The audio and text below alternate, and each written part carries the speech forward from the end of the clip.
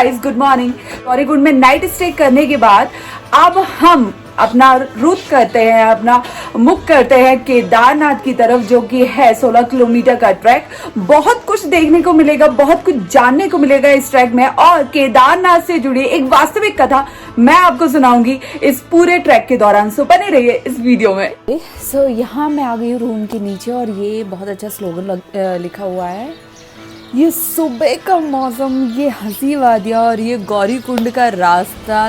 मैं बहुत ज़्यादा एक्साइटेड हूँ इस ट्रैक को लेके, इस ट्रिप को लेके, केदारनाथ मंदिर तक पहुँचने को लेके। दिलो दिमाग में बहुत सारी एक्साइटमेंट है। ये गौरीकुंड है जिसका पानी हमेशा गर्म रहता है, और ये मंदाकिनी नदी है जिसके तट पे केदारनाथ का मंदिर बसा हुआ है। लोगों की भीड़, लोगों का एक्साइटमेंट आप देख ही सकते हैं कितना ज़्यादा है। हर कोई केदारनाथ के दर्शन करने के लिए परेशान है, वहाँ के लिए जाया जा रहा है। एंड इस मौसम को देख के, इस पूरे सीन को देख के ना एक ही सॉन्ग याद आता है, ये खुला आसमां, ये हंसी वादियाँ, और ये रास्ता जाया जा रहा है। ये जो है ना, ये घोड़ों को बांधने की जगह है, जहाँ घोड़ों खच्चरों को बांध दिया जाता है, उनको खिलाया पिलाया जाता है। एंड ओह माय गॉड, ये रास्ते ये दोनों मेरे फ्रेंड्स बने हैं इस सफ़र में, जो हरिद्वार बस में हम मिले हुए हैं। एंड दोनों अलग अलग जगह से हैं, और ऐसे करके आई थिंक बातचीत करके ना ये रास्ता कट जाएगा बहुत इजीली, सफ़र का पता भी नहीं चलेगा। इस जगह इस ट्रिप में इतने सारे वाटरफॉल्स हैं ना कि आपको ख़रीद के पानी पीने की ज़रूरत ही नहीं है, और बिल्कुल ठंडा बहुत अच्छा पानी मिलेगा। यहाँ पे हम 1 किलोमीटर चढ़ाई चढ़ चुके हैं। सांस भयानक फूल चुकी है, पैर भयानक दुखने लगे हैं, और अभी भी मन में आप देख सकते हैं जोश कितना है कि खुद पे इतना भरोसा है कि हम होंगे कामयाब। गौरीकुंड से यहाँ तक 1 किलोमीटर हमने चल लिया है। आगे झरने पे इन दोनों का कहना है, कहाँ गए, हाँ, इन दोनों का कहना है कि हम आगे झरने से पानी भरेंगे बॉटल में, हम मूल का पानी नहीं पियेंगे, मोल का पानी। ओह माय गॉड, चलो ठीक है। तो जैसे कि मैंने बताया था कि मैं केदारनाथ से जुड़ी कथा आपको बताऊंगी, लेकिन वो अभी नहीं बताऊंगी यार, बहुत थक गई हूँ। तो थोड़ा ब्रेक लेते हैं, आगे थोड़ा और चलते हैं, और फिर बैठ के मैं विस्तार से आपको सारी बात समझाऊंगी। ओके, टेंशन मत लेना। कि मैंने हमको बताया था कि जगह जगह बहुत सारे छोटे बड़े वाटरफॉल्स हैं, और इसका पानी मैं टेस्ट कर रही हूँ। इतना ठंडा, इतना टेस्टी पानी है ना, इतना प्योर पानी है ना, सीधा हिमालय की गोद से निकलता हुआ। ओह वाह। आगे बात यह है कि अभी हम जहाँ बैठे हैं ना, वहाँ से केदारनाथ मंदिर 14.5 किलोमीटर बचा है। सिर्फ 14.5 किलोमीटर। कोई बात नहीं, जैसा हमने अभी तक का सफर तय किया है वैसे ही आगे का सफर भी तय हो जाएगा। आप लोग बने रहिए, क्योंकि आप लोग देखोगे तभी एनर्जी बनी रहेगी। यहाँ पे मुझे मिला है एक और वाटरफॉल। ये वाटरफॉल, ओह माय गॉड, नीचे मंदाकिनी नदी बहती हुई, ऊपर से वाटरफॉल, ठंडी ठंडी हवाएं। मैं खुशी से पागल ना हो जाऊं। एंड बहुत ज़्यादा थक चुके हैं सच में, बहुत ज़्यादा, लेकिन यही चीज़ें ना फ्रेश कर रही है ना। एनर्जी ड्रिंक के साथ खुद को और ज़्यादा बूस्ट किया जाएगा। तो भाई यहाँ पे हम आ गए हैं, एक हॉल्ट ले लिया है। यहाँ पे खीरा खाने वाले हम, ये देख सकते हैं आप। यहाँ खीरा खाने वाले हैं, और एक लंबा सा ब्रेक लिया है। फोटोग्राफी बहुत सारी की है जो हम आपको दिखाएंगे। और ये पीछे जो आप वो देख रहे हो ना, वो ब्राइट वाला माउंटेन, वो पीक, वहाँ पे, हाँ इसमें आ रहा है देखो, वहाँ पे ना बर्फ़ जमी हुई है। तो हम खुद को मोटिवेट कर रहे हैं उस बर्फ़ को देख देख के कि हमें वहाँ तक पहुँचना है। पता नहीं कहाँ पहुँचना है, लेकिन बस मोटिवेशन ज़रूरी है यार। ये सुहानी धूप, सुबह का मौसम, और कितना भी पैदल चल रही है पता ही नहीं है, लेकिन बकवास करे जा रहे हैं, सब बकवास करे जा रहे हैं। आप आसपास के लोगों की बात बिल्कुल ना सुने। एंड गौरीकुंड से चलते चलते ना काफ़ी थक गए हैं। बीच बीच में बैठे भी हैं, क्योंकि बैठना भी ज़रूरी है, आप एकदम से वॉक नहीं कर सकते। केदारनाथ आने से पहले या उत्तराखंड में आने से पहले आपको टूरिस्ट का ई पास रजिस्ट्रेशन करवाना होगा उनकी ऑफिशियल वेबसाइट पे। उसके बाद आप आ सकते हैं। जितना जितना हम ऊपर बढ़ते जा रहे हैं ना, ठंड उतनी बढ़ती जा रही है, ठंडी हवाएं चल रही है। छोटा सा ब्रेक कुछ खाने के लिए, क्योंकि अब भूख बहुत तेज़ लग रही है, लेकिन ज़्यादा खा नहीं सकते हैं बिकॉज चलना भी है। और ये गरम गरम मैगी ठंडे मौसम में ऑलराइट। और ये चले जा रहे हैं लाइक मुसाफिर हूँ यारो, ना घर है ना ठिकाना टाइप का, और चले जा रहे हैं। खूबसूरत व्यू मिलता जा रहा है, नज़ारे मिलते जा रहे हैं, लोगों के चेहरे पे थकान और खुशी दोनों हैं। और ये मेरे चंगू मंगू फ्रेंड्स, ओह माय गॉड, भगवान ना करिए सुन लें। हाँ एंड लाइक हमें ये लग रहा है कि हम चलने से ज़्यादा तो रेस्ट कर रहे हैं, लेकिन क्या करें, देखिए रास्ता कितना खतरनाक है, बहुत संभल के कदम रखना पड़ेगा, तो समय तो लगेगा यार। कहते हैं ना कि लाइफ में कभी शॉर्टकट्स नहीं लेने चाहिए, वही चीज़ मैं यहाँ बोलूँगी कि यहाँ बहुत सारे शॉर्टकट्स आपको मिलेंगे कि वो रास्ता कम कर देंगे, इतना किलोमीटर कम हो जाएगा ये वो, लेकिन ऐसी बातों पे कतई ध्यान ना दें। ओह माय गॉड, रास्ता बहुत ख़तरनाक होता है, बहुत संभल के चलना है, बहुत आराम से चलिए, क्योंकि अभी रास्ता बहुत लंबा है, तो जल्दी भाग दौड़ में ना पड़ें, वरना कहाँ के गिरे कहाँ पहुँचे डोंट नो। वॉक करके ऊपर नहीं जाना चाहते तो खच्चर इज़ गुड ऑप्शन, जो आपसे 2500 लेगा नीचे से आपको केदारनाथ मंदिर ऊपर पहुंचाने का, तो आप वो भी कर सकते हैं। प्यास बुझाने के लिए फ्री ठंडा पानी और खाने पीने की चीज़ें ना आपको पूरे रास्ते मिलेंगी, तो किसी चीज़ को लेके वो टेंशन मत लेना। हाँ थोड़ा हमारे प्राइस से थोड़ा सा ऊपर जाएगा, बट इट्स ओके, मिलेगा एटलीस्ट।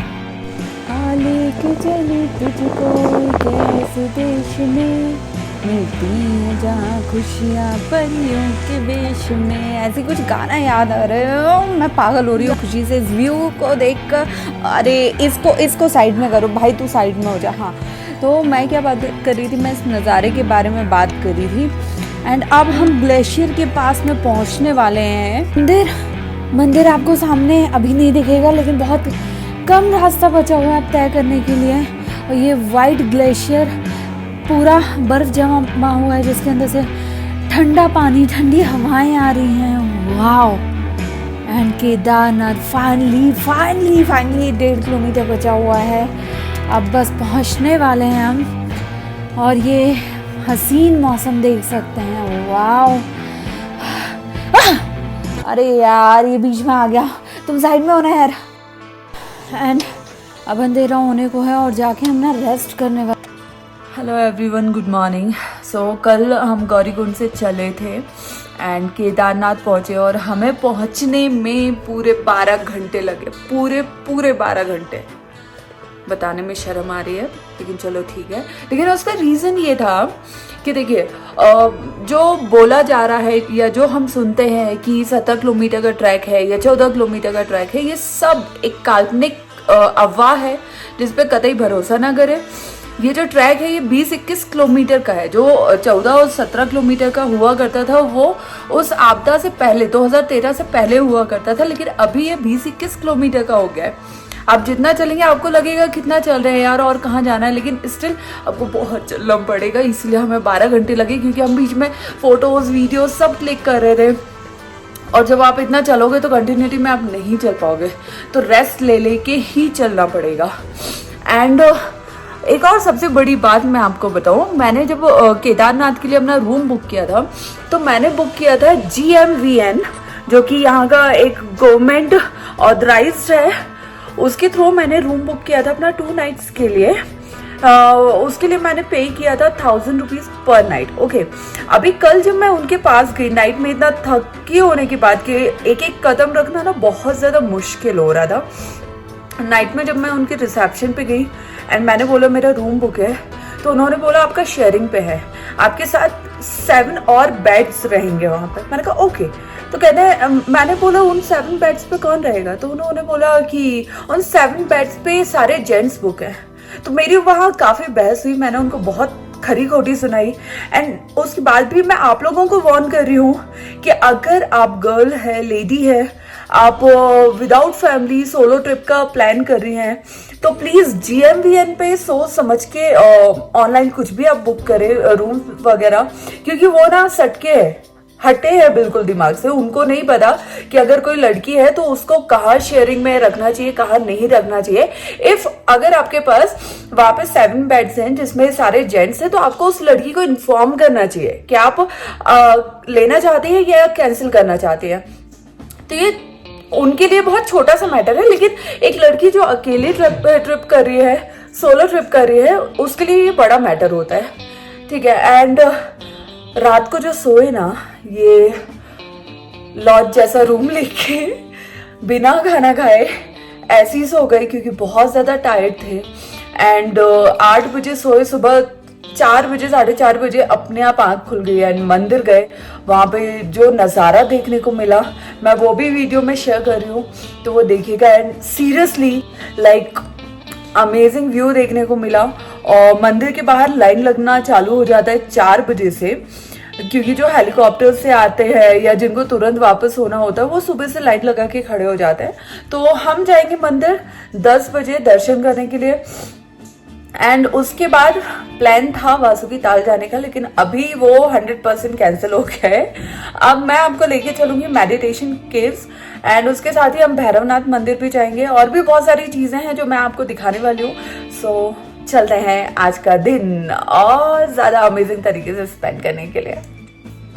मंदिर के बाहर ये सारी दुकानें हैं जहाँ से प्रसाद, माला या जो भी सामान आपको, फोटोग्राफ्स भगवान की या शिवलिंग जो भी लेना है सब आप ले सकते हैं। और सुबह का ये नज़ारा देखने को मिल रहा है, कितना खूबसूरत लग रहा है। लोग चाय कॉफ़ी पी रहे हैं, हर चीज़ यहाँ अवेलेबल है खाने पीने को। और लोग यहाँ पे 4 बजे से लाइन में लग जाते हैं दर्शन के लिए। देखिए कितनी लंबी लाइन है, ओह माय गॉड। तो फाइनली आज मैं अपने 5 साल के सपने को जी रही हूँ। अपने सामने साक्षात भगवान केदारनाथ को देख रही हूँ, मैं उनका मंदिर देख रही हूँ। और ये साधु बाबा जो मंदिर के आसपास बैठे हुए हैं, यहाँ आके सच में हालत बहुत डाउन हो गई है। एंड ये मंदिर के दर्शन लाइक रोंगटे खड़े कर देने वाले, आत्मा को शांति देने वाला ये नज़ारा। चारों तरफ बादल ही बादल, पहाड़ ही पहाड़, बर्फ़ ही बर्फ़, और उसके बीच ये मंदिर जो मन को, आत्मा को, आँखों को बहुत ज़्यादा सुकून देता है। इसे आप किसी भी तरफ से देखें आपको सिर्फ सुकून ही सुकून मिलेगा। जब आप दर्शन के लिए अंदर जाते हैं मंदिर में तो मास्क लगाना बहुत ज़्यादा इम्पॉर्टेंट है, उसके बिना आपको दर्शन करने को नहीं मिलेंगे। और लोगों की चेहरे पे खुशी और संतोष देखिए कितना है, कितने खुश हैं सब यहाँ पे आके। एक जो थकान है पूरे रास्ते की, पूरी ट्रैक की, वो थकान का कहीं पता नहीं चल रहा है क्योंकि सब खो गए हैं मंदिर दर्शन में। और ये मंदिर के पीछे अमृत कुंड है, जो शिवलिंग पे जल चढ़ता है वो इस अमृत कुंड से बाहर निकलता है और लोग उसे छोटी छोटी बॉटल्स में भर लेते हैं अमृत कुंड में, उसे अपने साथ आशीर्वाद के रूप में घर ले जाते हैं। और ये बाबाओं के साथ बैठा हुआ चंगू मंगू ऊपर आपको दिख ही रहा है, ऑलराइट। और ये मंदाकिनी नदी का पानी इससे बाहर आता हुआ, और ये वो शिला है जिसने मंदिर को बचाया था उस आपदा से, जिसे अब लोग भगवान की तरह पूजते हैं कि कहीं ना कहीं उसने रक्षक बन के उस मंदिर की रक्षा की थी। और आज देख सकते हैं कि लोगों में कितनी आस्था इस शिला के, इस पत्थर के प्रति भी, कि यहाँ पे भी कपड़े चढ़ाए जाते हैं, अगरबत्ती लगाई जाती है, लोग यहाँ पे मनोकामना आके मांगते हैं। मतलब हम हिंदुस्तानी अपनी श्रद्धा के लिए ही तो जाने जाते हैं यार। और फाइनली आज ये दर्शन मेरे पूरे हुए और अब बारी है भैरव बाबा के दर्शन करने की। और देखिए ये खूबसूरत नज़ारा सुबह के टाइम का कितना प्यारा है। जब आप ऐसे किसी धर्म स्थान पे आते हैं तो आपको हर जगह भगवान ही भगवान और साधु ही नज़र आएंगे। Hey guys, so finally Kedar Baba के दर्शन पूरे हुए। एंड नॉइज आप सुन सकते हैं, कुछ ना कुछ चल रहा है यहाँ पे, किसी ना किसी चीज़ का काम चल रहा है जिसकी वजह से काफ़ी नॉइज़ है। और अब हम जा रहे हैं, हमारी चढ़ाई हो रही है भैरव बाबा के दर्शन के लिए। सांस अभी से फूलने लगी क्योंकि कल की थकान अभी निकली नहीं है। एंड अब दर्शन करते हैं भैरव बाबा के। केदारनाथ मंदिर बहुत ऊपर होने की वजह से यहाँ पे ऑक्सीजन लेवल कम हो जाता है और जिसकी वजह से सांस फूलने की दिक्कत आमतौर पे बढ़ जाती है। और जल देखो यार कितना साफ है, कितना प्योर क्लीन है। हाँ तो मैं क्या बोल रही थी कि सांस फूलती है, तो अगर आपको अस्थमा या दमा जैसे कोई भी प्रॉब्लम है तो आप प्लीज़ अवॉइड करें ऐसे किसी हाइट वाली जगह पे आने के लिए। एंड फाइनली ये रहा भैरव बाबा का मंदिर। एंड ये मंदिर जो है अपने आप में बहुत ज़्यादा ख़ास है। और केदारनाथ के दर्शन करने के बाद भैरव बाबा के दर्शन करना तो बिल्कुल पूरी तरीके से बनता है। भाई साहब ये जगह इतना सुकून और शांति देने वाली है ना, और आप पूरा व्यू देखो कि किस लोकेशन पे है ये। मतलब एक बार इंसान आ जाए ना, यूँ ही थोड़ी ना यार केदारनाथ को स्वर्ग बोला जाता है, वो वास्तव में स्वर्ग है। यहाँ आने के बाद ना ज़िंदगी में कोई तमन्ना अधूरी नहीं रह जाती। और ये रहा भैरव बाबा का मंदिर जिसके दर्शन के लिए हम यहाँ पे आ गए। वो नीचे केदारनाथ मंदिर आपको दिख रहा होगा। एंड ये फाइनली हम बहुत ऊंचाई पे आ चुके हैं। जय बाबा भैरवनाथ। से उड़ चला, उड़ के छोड़ा है जहान नीचे, मैं तुम्हारे अब हूँ हवाले।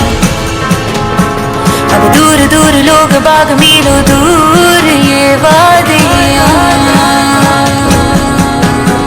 अब हमारे कदम बढ़ रहे हैं मेडिटेशन गुफा की तरफ, जहाँ ये प्यारा सा दोस्त हमें मिला है, गाइड हमें मिला है।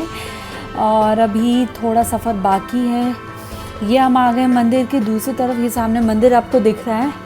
और यहाँ से अब हम जा रहे हैं मेडिटेशन केव की तरफ, अपने लास्ट पॉइंट की तरफ, जिसके बाद ही मैं इस वीडियो का एंड करूँगी, समापन करूँगी।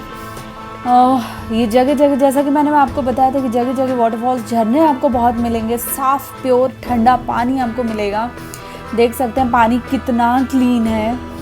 एंड अब पहुंचने वाले हैं हम केव की तरफ। और ये खूबसूरत नज़ारा है केव के बाहर का। और जब मेडिटेशन केव इतनी सुंदर जगह पे हो तो मेडिटेशन करने में कितना मन लगेगा ये हम समझ ही सकते हैं। ऐसे रूम मैं आपको दिखा रही हूँ, ये देखिए बेड पड़ा हुआ है, रूम हीटर है यहाँ पे, ये साइड में वॉशरूम है। एंड यहाँ पे खाने पीने का आपको सब मिलेगा। All right. सो मैं आप लोगों को बहुत टाइम से बता रही थी कि केदारनाथ से जुड़ी एक वास्तविक कथा है जो हम सबको जाननी चाहिए। सो वो ये है कि हम सब जानते हैं, जो नहीं जानते उनको मैं बता दूं कि जो भगवान शिव हैं, जो भोलेनाथ हैं, भोला भंडारी हैं, महाकाल हैं, वो इस पूरी सृष्टि के, पूरे ब्रह्मांड के एकमात्र योगी थे इस धरती पर। ओके, उसके बाद वो अपनी दुनिया में मस्त रहते थे। अब हमने अच्छे से जाना है, हम अपने बचपन से सुनते आ रहे हैं सप्त ऋषियों के बारे में, सप्त ऋषि के बारे में, जो सौरमंडल में तारों के रूप में आज हमें दिखते हैं। सो वो सप्त ऋषियों ने जब भोलेनाथ को देखा, शिव जी को देखा कि ये अपनी ही दुनिया में मस्त रहते हैं, आखिर ये ऐसा क्या करते हैं, क्या ऐसी चीज़ अनुभव करते हैं जो उन्हें पूरी दुनिया से विरक्त रखती है, पूरी दुनिया से विमुख रखती है। तो उन लोगों ने हजारों साल तक भोलेनाथ को चारों तरफ से बैठ के और उन्हें देखा, उन्हें फील किया, उन्हें ऑब्जर्व करने की कोशिश की कि हम समझ पाएँ कि आखिर ये क्या कर रहे हैं।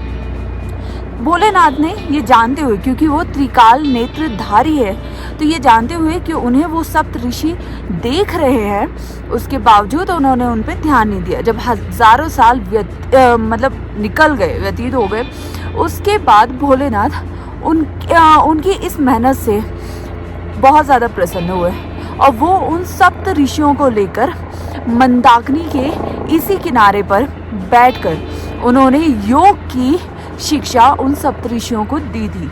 और उसके बाद वो जो सप्त ऋषि थे वो दुनिया के अलग अलग कोनों में जाकर उन्होंने इस योग को, इस शिक्षा को, इस दीक्षा को अपने शिष्यों द्वारा पूरे ब्रह्मांड में, पूरी सृष्टि में विस्तार किया इसका। और वही एक टाइम था, वही एक समय था, वही एक पल था जिस पल से भगवान शिव आदि योगी के नाम से जाने गए, क्योंकि वो सृष्टि के पहले योगी थे। उसके बाद गुरु शिष्य परंपरा चालू हुई, क्योंकि उन्होंने एक गुरु का कर्तव्य निभाते हुए अपने 7 शिष्यों को योग की दीक्षा दी थी। और उसी के साथ इस केदार में वो प्रसिद्ध हुए, मंदाकिनी के किनारे ही उन्होंने योग की दीक्षा दी थी। ये बहुत महत्वपूर्ण कथा है केदारनाथ से जुड़ी हुई। जो आज की डेट में जितने भी योगी होते हैं, जिनको मेडिटेशन करना है, जिन्हें योगाभ्यास करना है, वो केदारनाथ ज़रूर आते हैं, क्योंकि केदारनाथ से ही योग की परंपरा, योग की शिक्षा, योग की दीक्षा की शुरुआत होकर पूरे ब्रह्मांड में इसका विस्तार हुआ था। तो ये एक बहुत महत्वपूर्ण कथा है जो मैं आप लोगों से शेयर करना चाहती थी, साझा करना चाहती थी। एंड इसी के साथ हमने बहुत सारा समय यहाँ पे व्यतीत किया, बहुत कुछ देखा। हमने भैरव बाबा के दर्शन किए, हमने केदार बाबा के दर्शन किए, हमने ये मेडिटेशन गुफा देखी, केव देखी, जिसका अगर आपको बुक करना है तो आपको GMVN की ऑनलाइन वेबसाइट से आपको इसको बुक करना होगा। इसके चार्जेस 1600 पर नाइट है और बुक करने के बाद ही आप इसमें मेडिटेशन के लिए आ सकते हैं, जितने दिन के लिए चाहे उतने दिन के लिए। यहाँ पे आपको उस केव के अंदर सारी फैसिलिटीज़ मिलती हैं। एंड रूम्स की अगर हम बात करें, काफ़ी लोग, जब मैं फर्स्ट टाइम यहाँ पे के लिए ट्रैवल कर रही थी तो मैंने भी सोचा था कि पता नहीं यार रूम का क्या झिकझिक रहेगा, कैसा क्या रहेगा।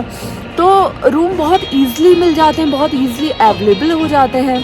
पहले हमने कहीं और रूम लिया हुआ था, आज मैंने रूम चेंज किया तो मंदिर के जस्ट बाजू में, जहाँ से हम बालकनी से खड़े होके, टेरेस से खड़े होके, विंडो से, अपने रूम के विंडो से मंदिर को बिल्कुल साक्षात अपने सामने देख सकते हैं। इससे ज़्यादा क्या चाहिए। और ये पीछे जो आप बर्फ़ वाले पहाड़ देख रहे हैं, ये बिल्कुल हमारी बालकनी से साफ दिख रहा है। तो बहुत रीजनेबल रेट्स पे आपको सब कुछ मिल जाएगा।